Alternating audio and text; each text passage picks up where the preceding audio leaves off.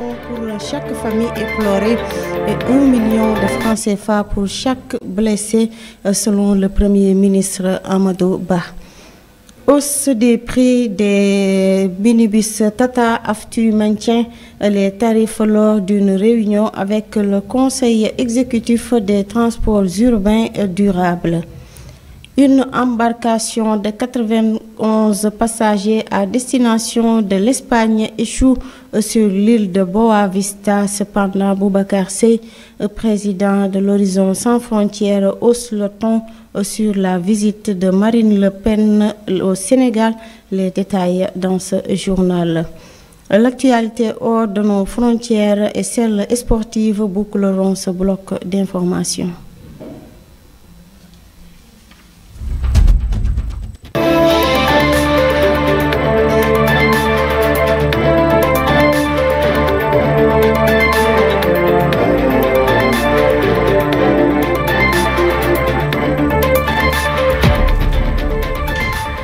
Bienvenue, nous démarrons cette édition comme je vous l'annonçais dans les titres.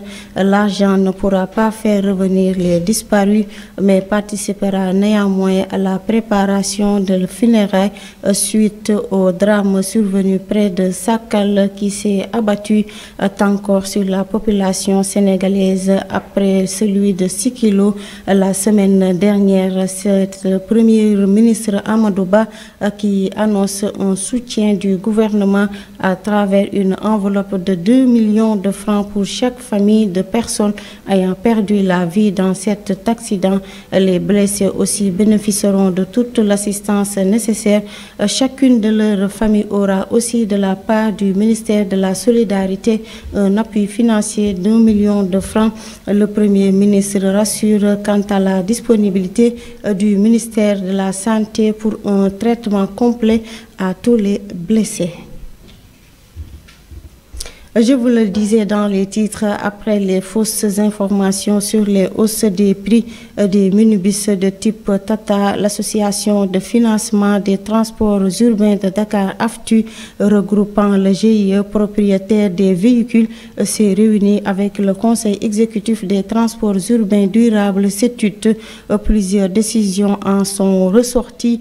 Durant les discussions, l'AFTU s'est engagé à respecter les termes de la convention prévoit la saisine officielle du CETUD pour toute demande de hausse tarifaire sur le réseau de transports urbains et pour l'instant, les tarifs en vigueur restent inchangés.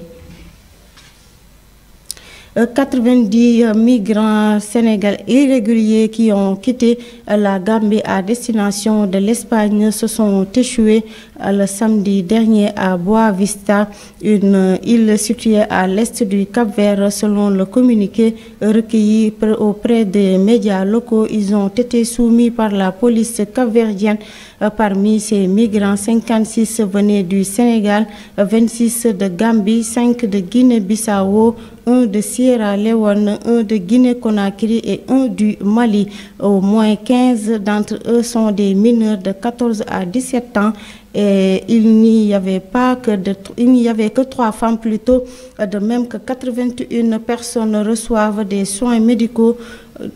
Ajoute le communiqué. Au départ, il y avait quelques 92 migrants qui voyageaient depuis la Gambie dans un kayoko, une petite pirogue monoxyle, avec l'intention de rejoindre l'Espagne, mais 2 d'entre eux sont morts, a indiqué le communiqué de la MUNISMA de Boa Vista. La visite annoncée au Sénégal de la figure de pro de Rassemblement national Marine Le Pen fait réagir certaines organisations de défense de migrants. Horizon sans frontières s'insurge contre une visite qui n'a pas lieu d'être, selon son président Boubacar Seye.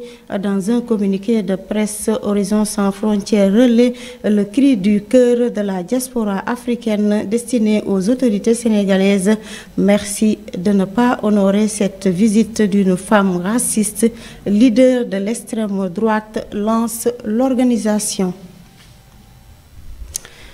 Et puis, quittons Dakar pour Tambacounda. L'ONG Partner West African Sénégal a procédé lundi à Tambacounda au lancement d'un projet destiné à la prévention de l'extrémisme violent et à la lutte contre le terrorisme à l'est du Sénégal. L'ONG régionale dont les activités principales sont axées sur la promotion d'une gestion participative et inclusive de la sécurité dit avoir bénéficié d'un financement du Bureau of Counterterrorism du département d'État américain pour la mise en œuvre d'un projet intitulé Préparation à la sécurité collaborative grave aux indicateurs VO et au renforcement des capacités des FDS pour la prévention de l'extrémisme violent et la lutte contre le terrorisme dans l'Est du Sénégal. L'actualité hors de chez nous, nous la démarrons au Mali. Des soldats ivoiriens avaient été officiellement condamnés par la justice malienne pour notamment complot contre le gouvernement et atteinte à la sûreté extérieure de l'État. Les informations dévoilées aujourd'hui par RFI montrent que c'est bien dans le cadre de la MINUSMA que ces soldats sont arrivés au Mali à la demande du contingent allemand. Et puis au Burkina Faso, le bilan des autorités fait état d'une cinquantaine de femmes enlevées selon un témoin œuvrant dans la sécurité de la localité Arbidan. Elles pourraient être nombreuses. 3 groupes de femmes seraient concernés. Le gouverneur de la région du Sahel a indiqué que les recherches étaient toujours en cours. Le haut commissaire de l'ONU aux droits de l'homme autrichien Wolf Turk a demandé la libération immédiate et inconditionnelle des otages. Wolf Turk s'est dit alarmé pour cette affaire qui, selon lui, pourrait être la première des attaques de gens ciblant délibérément des femmes au Burkina Faso.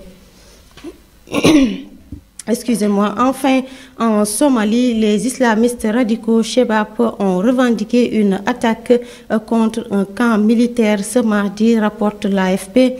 Selon Mohamed Osman, commandant d'une milice locale alliée du pouvoir, les djihadistes ont d'abord fait explosif, puis ont attaqué un camp militaire à Awaili, à environ 60 km au nord de la capitale Mogadiscio. 11 militaires sont morts et des dizaines de terroristes ont été tués selon cette source citée par l'AFP. À présent, l'actualité sportive, c'est juste après ceci, c'est l'affaire de Salif Seydi.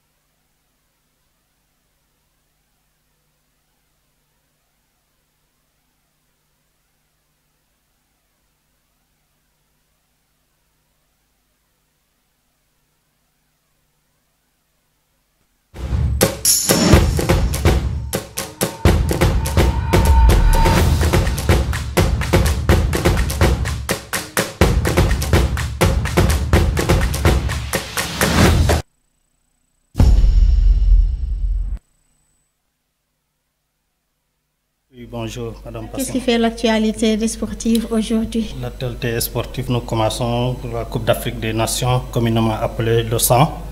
République demain, République démocratique de Congo jouera contre Côte d'Ivoire à 16h.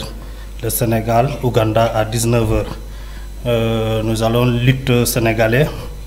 Après leur combat dimanche, Zarko et Adefas suspendus pour le reste de la saison par le CNG pour avoir dépassé plus de 30 minutes pour leur préparatif mystique. Ce qui paye cher. En plus de cette sanction, des sommes seront coupées des reliquats de Zarko et Adefas. Nous irons en Europe, Coupe du Roi d'Espagne, Real Sociedad, Mallorca à 18h. 0 minute Deportivo Alaves, FC Seville à 20h. Coupe d'Angleterre, Wolverhampton se jouera contre Liverpool à 19h45. Swansea et Bristol à 19h45. Coppa Italiana, 8e de finale, Naples se jouera contre Cremonese. C'était tout, l'actualité des sports. Merci Salif, rendez-vous est donné demain matin, Inch'Allah. C'est ainsi que s'achève ce bloc d'informations plutôt. Merci d'avoir écouté et suivi aussi. Un grand merci à toute l'équipe technique et celle de la rédaction. D'ici là, portez-vous bien.